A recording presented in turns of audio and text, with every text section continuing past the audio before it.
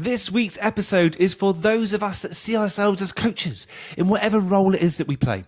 Whether you are a leader with a coaching mindset or a career product or agile coach, I want to propose a really, dare I say, radical shift in how some of you coach, lead and transform your organizations. Today's episode is called Stop Fixing Teams, Start Coaching for Meaning. Because coaching a single team or a collection of individuals is like trying to fix a leaking tap on the Titanic. Welcome to the Product Agility Podcast, the missing link between agile and product. The purpose of this podcast is to share practical tips, strategies and stories from world-class thought leaders and practitioners. Why, I hear you ask? Well, I want to increase your knowledge and your motivation to experiment so that together we can create ever more successful products. My name is Ben Maynard, and I'm your host. What has driven me for the last decade to bridge the gap between agility and product is a deep-rooted belief that people and products evolving together can achieve mutual excellence. Imagine standing inside an organization mid-transformation. Maybe you're just thinking about your organization right now. Roadmaps have replaced detailed project plans. Phew! You've got products now. Hooray! What more could you ask for? Teams are sprinting. Do bunny ears and sprinting. Daily stand-ups are happening. 3 questions are being answered. Boards are buzzing with post-it notes, burn-down charts, and you've invested in some fancy new tools. Now ask yourself, is anything really changing? Or have we just rearranged deck chairs on the Titanic?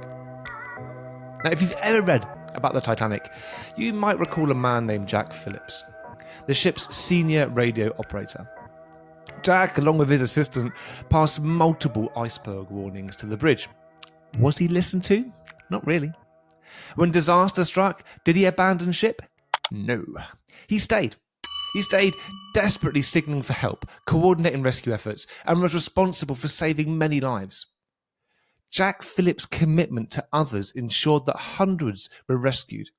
And today, in his hometown, his legacy is honoured and celebrated, with every child in every local school learning and celebrating his heroism. How do I know that?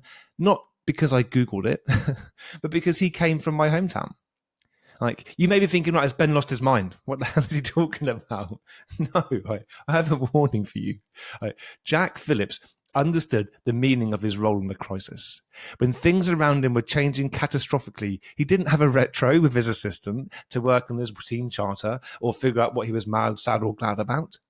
He tapped into his purpose. He tapped in and did the most meaningful thing he could think of. If your transformation lacks real meaning, purpose and direction, you're simply sailing full steam ahead into your own Titanic failure. I think the great coaches in us, we're not the ones that when we're faced with a crisis, just try and fix the team. We tap into that core purpose, that core meaning of why we're there, and we look to have the biggest impact we can do, like Jack Phillips did. The real transformation isn't just about adopting new processes or coaching the system, in bunny ears once again, or ticking agile theatre boxes. It is about coaching for meaning. It's about really understanding and having people tap into why the hell they're showing up. It's about anchoring each little change you make to a clear shared purpose that creates genuine business value and human impact. Why? It matters, right? The world loves a trend, and agile was no different. In the pursuit of fitting in, and with the early social proofing I mentioned in my piece on Agile Coaching is Dead, people loved the case studies. They flocked to what agile appeared to be from the outside looking in, rather than appreciating that it was probably best left to a niche section of the software development community. So if your trends are, a reflection of collective consciousness, like what we value, what we crave, and how we want to be seen, and I thank Lottie Bissou for that on her excellent blog. She's an art director. And she's done some research on trends, and I think it's such a great way of seeing trends. Right? There are things that we value, things that we crave. We want to be seen. We want to be part of a group, and agile was no different. And I think leaders, myself included, wanted to be seen to be modern, to be moving fast, or at least having the intention to moving fast. And honestly, everybody just wanted to get much more for much less, and I don't think that's changed. This is why we saw so much emphasis on velocity and leadership behaviors, bunny ears again, and for so many organizations, no real transformative impact. Because if Agile alone could turn organizations around, I think it would have done so by now. And the truth is, Agile ceremonies often lacked any meaning and were just hollow acts of box-ticking theatre. Interventions that pasted Agile on product sounding labels and what already existed with a clear and meaningful and challenging purpose drifted into bureaucracy because they lacked that meaning. And the proliferation of team-level coaching. I mean, Christ, so much team-level coaching, so many coaches, so many Scrum Masters, ended up just being a vain attempt to polish already ineffective systems. Like transformation that sticks, the kind that everyone was trying to sell and achieve, that made a real bottom-line business impact, demands that we help people reconnect not to what matters most now or in the past, but to something new and different that every single person in the organization can find a way to believe in it. Maybe not on day one, maybe not on day 100, but at some point, for transformation to have a real impact and to be successful, over and above the human impact and the business impact, like everyone needs to believe in what you're doing. For their customers, their teams, and their own sense of purpose, this is where they need to align their mindsets. So I've got 3 ideas to share with you today that make a huge impact on the effectiveness of leaders, teams, and organizations that I support, but also at my own level of joy in my own work. First one is coach and guide leaders to articulate organizational purpose. And if you are the leader, I'm talking to you here as well. This is something you can coach and support yourself in. It's something that I do with my business and my life, generally speaking, most weeks. Is that we need to support each other and we need to support our leaders, even if those leaders are our peers. Right? Not to be agile, but to be meaningful. When someone approaches me asking for my support in with any form of significant change nowadays, my starting point is to help them figure out and communicate a clear, compelling purpose consistently. Right? One which resonates to them.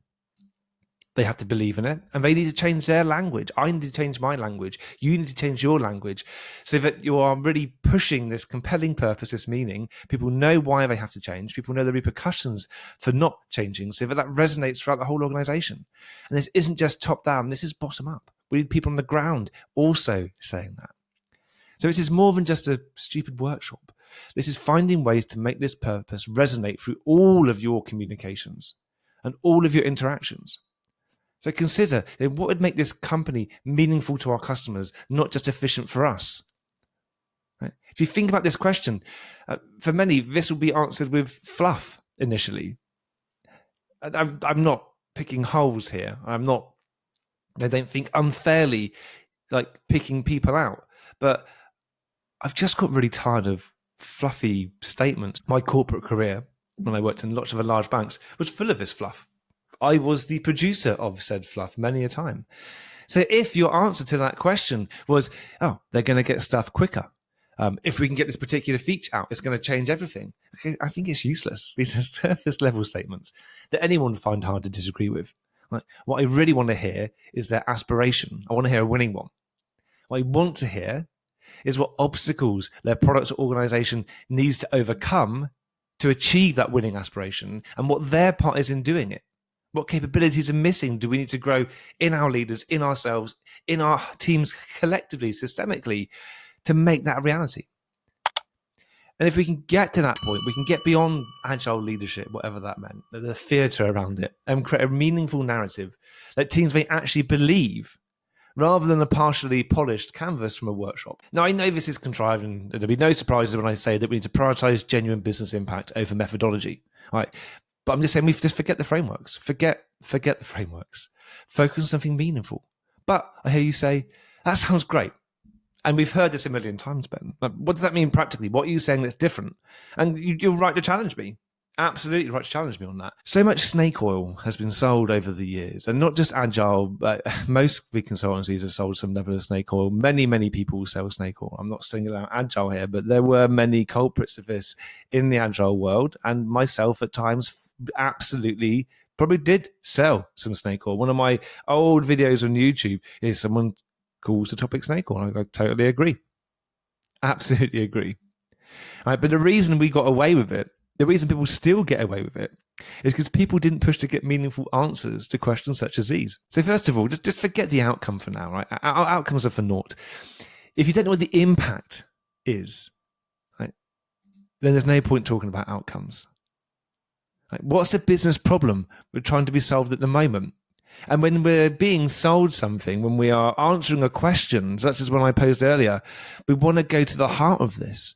We want to be answering questions which focus on how are we going to win and what's the business problem we're trying to solve at the moment. Why is this even a problem? Like, what's so wrong with how things are now that a change is needed? How do we think behaviors will be different? And how will we measure them once the problem is solved? If the activities the teams are undertaking aren't addressing these points, coaching that individual team in isolation is really unlikely to make any kind of impact because it's all out of their sphere of control. There is no magic framework that will answer this question for you. There are some great tools we can learn that will help to challenge and shift our mindsets and really find the face of the status quo to help leaders, teams and coaches work together to answer questions such as these and challenge a lot of the presumed activities we think we have to do. And personally, I consistently found that the lean product discovery method from Lean UX is a surefire winner. And thirdly, I think we need to create the context to allow teams to care and connect deeply to their work. Okay, and this is about tapping into human motivation, which is something we all have, but at the same time is unique for each of us. And for me, this is why we just need to just forget frameworks. I consistently recognize that things move forward and teams and organizations are successful not because of a framework, because they care, because there's meaning. And if you can get people tapping into that meaning at an organizational level, like, that's what makes a difference. Sure, you can play around with some frameworks. Once you've got that, but without that meaning, you're lost. So how can we bring that meaning to our organizational context? Like, many of the organizational operating models and designs that people find themselves in are designed to balance control and stakeholder expectations. That's the rub. They are designed by people whose job it is to oversee an organization and make it easy to manage, but not necessarily effective. And the result are pieces that are, again, seemingly easy to manage and report upon, but leave a gaping chasm between the people creating the product and the ultimate arbiters of success or failure, our customers and the market. If we want people to show up more than just a paycheck, we need to create a new context. If we want them to show up because their work means something impactful to them, we need to design and encourage behaviors that create the environments where it's normal for teams to talk about their purpose, their meaning. We want to make it normal for teams to expect and embrace having their performance measured by their ability to achieve this purpose. And if that meaningful context isn't there, no amount of individual team level coaching will save the day. Even if you have one coach for 10 teams, it won't save the day. The observation I make in organizations that leads me to believe that we're really on the right track is when teams are actively challenging and rejecting meaningless work and celebrating failure as learning and an open door to do something much more impactful than they would have done otherwise. And I saw this a few months ago with one of my clients when we had teams who historically, I think, felt like they were just told what to do to an extent. I think they enjoyed their work, but they did feel like they weren't the manifestors of their own destiny. And to have a team member stand up, or not stand up, speak up, let's say. I don't think he did stand up, but he spoke up and said, I don't see how our work has any meaning. I don't see how our work is contributing to what we need to do right now and what we've agreed to focus on. So we're going to go back to the drawing boards, and here's how we propose we're going to figure out something that's more meaningful. And I think this was just wonderful, because it wasn't just the fact that they'd found that the work they were doing wasn't meaningful. It was the speed at which they were able to dust themselves off, right, and continue moving forward, not with just the same vigor and energy, but with renewed and increased vigor and energy. And that's the hallmark of a truly meaningful purpose. So if you're looking for some practical steps for coaches, and practical steps for yourself, and if you're still listening to this, you're either agreeing with me or thinking I'm full of shit, and either is fine with me. Right, but you're still here, so thank you. So let's get practical. I have some advice of what you can begin to do or plan to do starting today. First of all, get to know what's meaningful to yourself and your leaders. Team level coaching doesn't yield real systemic business impact and meaning because there's a disconnect between the necessary feedback on the activities the teams undertake versus the expectations of the leaders. In this same way, coaching individual leaders or individual leaders coaching themselves in some way often highlights the same disconnect between their activities and the expectations of their boss or the board. Now, whilst I was cooking Sunday lunch with my father-in-law, he shared a nugget of wisdom with me. He said, I went out of my way to understand the 3 things my CEO thought about first when he started his working day. Once I knew what these were, I knew what I had to care about and how to make an impact. Yeah, he was really successful in his industry, very, very senior. And he would understand these 3 things that his CEO cared about. Now, not to say that he could control all of those, but he knew that if the ones that he could control, he would do something about. And the ones that he couldn't control, he would influence. So let's get over the jargon and the bullshit. And let's turn on our curiosity and get your leaders' answers to those questions. And if you are the leader and you can't answer them, then get yourself out of the building for a walk and figure them out. And if you want company on your walk, please feel free to send me a message. I'm always up for increasing my step count. If you discover that the 3 things you care about cannot be linked to the change you're planning, if you are planning a change, then I think you have a prioritization problem. Next tip is to find ways to connect daily work to strategic purpose. And I'm not suggesting that everyone now goes off and makes a convoluted hierarchy in Jira. Conversations around hierarchical backlogs and grouping, etc. Great. I think they're overlabored. I think we just need to solve the strategic purpose and the simplicity thing first, and then whatever structure we need will fall out. So what I am recommending is that we make it simple, easy, and straightforward for every activity and every output across the organization to be clearly tied to the organization's purpose or their transformation purpose. I found that not making a mess of OKRs is a great way to do this. And for me, not making a mess of OKRs means having as few as possible, having each impact a customer, even if it's an internal customer. It's making OKRs the result of discovery, not the other way around. It's replacing boring, meaningless agile theatre with short, concise conversations on the critical things that are affecting the OKRs. And if we can do this, we can begin to tap deeper into what gets people out of bed and connect each team to something bigger so that they can begin to understand the meaningful impact they can have and begin to demand that, because that's what we want. Because for me, this beats spending more time doing individual team retrospectives, expecting to see a massive turnaround. I feel like teams have been treated like children. What these adults really needed was something meaningful to do, so they felt like they were making a difference. If today's episode has meant something to you, here's what I request you do. 1, take a moment to reflect. Like, where in your organization are you fixing leaky taps instead of trying to find a way to build a new ship? And the second request is that you share this episode with someone that needs to hear it. Because together, by coaching for meaning, we can create organizations that don't just work better but matter more. Now, there is a third, slightly cheeky request. Very soon, I will have my own Substack, the link to which will be in the show notes for all of my episodes. So if you've enjoyed this and you want to get a slightly different take on the episode, do head over to my Substack. Make sure that you subscribe so that I can build that subscriber list, because it's just a great way to reconnect with you in a slightly more interactive way. So as always, thank you very much for listening to the Product Agility Podcast. I've been Ben Maynard, hopefully not too grumpy, but still somewhat positive. So until next time, keep leading with meaning, not just methods.